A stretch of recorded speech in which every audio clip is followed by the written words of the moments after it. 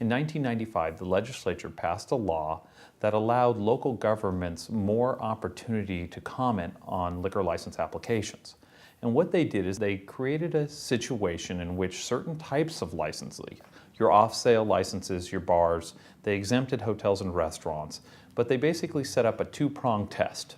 And they said if you're in an over-concentrated census tract, based on population ratios of licenses in the tract, and or in a high crime beat as determined by local crime rates, if you're applying for a location that has either one of these two factors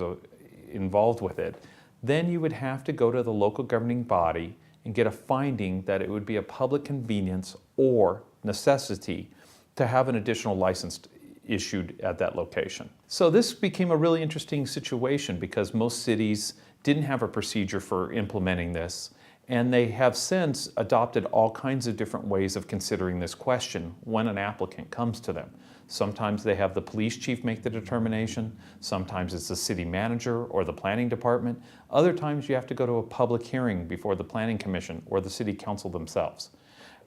There can be fees, different kinds of applications,